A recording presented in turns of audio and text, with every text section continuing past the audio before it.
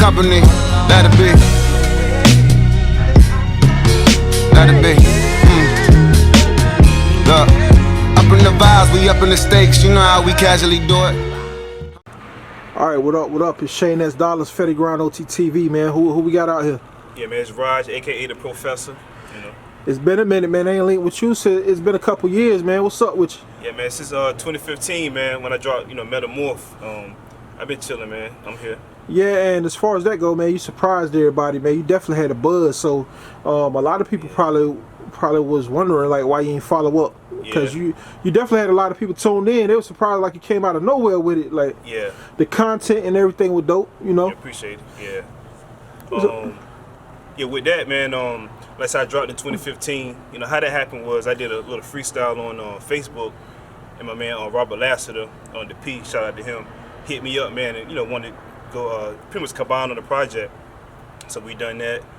Got a nice little buzz or whatever. And then like some, life happens, man. I lost my grandfather in 2016.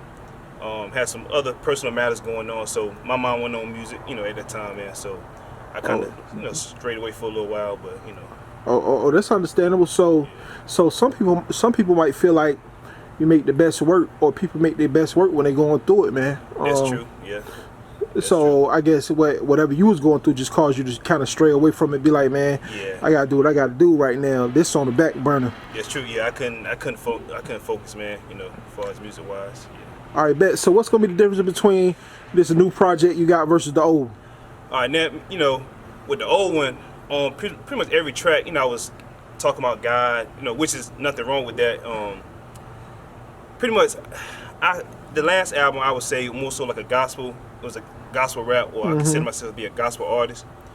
But on this project right here, I learned from somebody talked to me, like, man, pretty much you can still put out the message about God, but you can use, different concepts or, come various ways with it. So the last project, more so speaking about God on every track. This one, I'm a little, like the boys say, I'm in my bag a little bit more on this one. You know what I'm saying? Okay, for sure. So I guess that kind of ties in. My next question was going to be, how can you bridge the gap between the streets and is also like sending that message as well? Because I know I can say with me coming up, a lot of times with some rapping, is like I really can't say it kind of turns some people away sometimes because it's like too too preachy, maybe. Yeah. That's exactly what I'm saying. So, what is it like when it comes to you that feel like you can? And I think you kind of did it on your last project as well. So, so are you coming with like a new way that you feel like you can do it, or it's not something you more so thinking about? You can just go in and tell your story and do what it is that you do, and whoever receive it, that's who you rock with. And yeah, on this one. The name of this CD is called For Those Who Listen. So the title in itself is different. It's not gonna be the typical music that's out there now. I respect all artists and what they bring, bring to the table. But more so, I'm on a positive wave. Anybody that know me back from the E, always kind of been on a positive wave for the most part, man. So with this music, I'm trying to educate, teach. I'm dropping little gems in there, for the streets and it's for those who listen. If you got that listening ear and you don't really want to hear about killing and dope dealing all the time, this gonna be the CD that you need to check out, man. So for sure. And even though I heard that title that you just said, man, it's like it's simple but it's catchy. It's dope. I like it. How did you come up with that title for your project? Honestly, man, it just hit me. I be at work, I work third shift when and I just be brainstorming on things, and the type of music I plan on bringing out, and on my day-to-day, talking to individuals in my studies or whatever, you always got to have that listening ear. Like, everybody not going to catch everything ain't for everybody. So I was like, it just hit me, like, for those who listen. This is what it's going to be, for those who listen. Yeah, and I kind of see a series in the work of that too. Since you said that might be like a part 2, part 3. Yeah, I plan on. Yeah, I'm gonna drop this tape. Yeah. I'm aiming for like mid-February. Okay. The only thing that's holding me back, I know people in different states, is like my features. It's kind of, a COVID situation happened. Right. So, whatever. But after this project is finished, I may do a deluxe or whatever. As far as for those who listen or whatever. I don't know. I never thought about that. Keep it like part 1, part 2. Yeah, yeah. I don't know. I'm talking about because that name catchy, man. I'm telling you, like I said, it's simplistic, but at the same time, it's still dope. You know what I mean? Got you. I'm gonna think on that. Yeah. I know. I definitely expect the deluxe attached to that, though. You know what I'm saying? All right, for sure. So, so it sounds like since you talk about the deluxe and things like that, you more so tapped into the business side of your Yeah. I've been talking to a few cats, man, and honestly, part of my delay for coming out now, I didn't really understand. Like my mind was on doing like mixtape, using mixtape beats. But I learned by watching different artists, like the game is evolving. That's a fact. So I was like, yo, like I can't be trying to do mixtape work and put it out on platforms that ain't how it work no more. That's so a fact. I learned to buy your beats, you know what I'm saying, lease them or whatever. Yeah, cause you 80s baby, right? Yeah, 84. Yeah, so we kind of come from me too, man. So we kind of come from that era, like it was booming when we was exactly. Yeah. So I ain't gonna say it's like a slight adjustment, you know what I'm saying? Yeah. What about as far as your features? Are they something? Those are the tracks and stuff that you're looking forward to doing with other people, or like you ain't gonna pretty much like play the waiting game?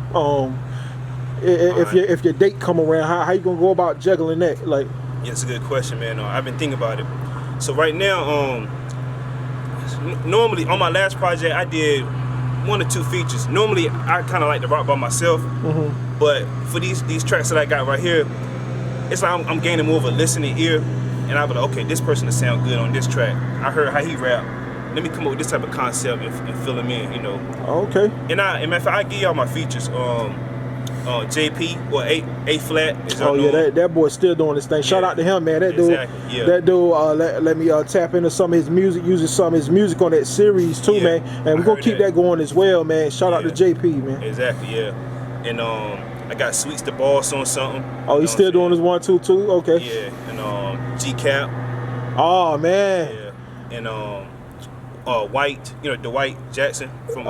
Man, this guy bringing out the big guns, ain't he? And my cousin LP, so he coming back. He making the comeback. So. Hey man, you named like a crazy top 5 right there, boy. That boy's not playing, man. It's great. I'm glad they they rock with me, man. So they think enough of my music. They get on something, And it's crazy because like I said, I've been away for a while, and a lot of people probably don't even know I rap or whatever. But they. Damn, give me props or whatever. And hey, that's what's up, man. Hey, definitely looking forward to hearing this project. This dude just named like some spitters right there. Yeah, so man, it all started from a buzz, man, on Facebook, yo. I did that little. I don't know if you heard it. I did that little freestyle joint on the game running beat, and I got like about 600 views, man. Probably more than that.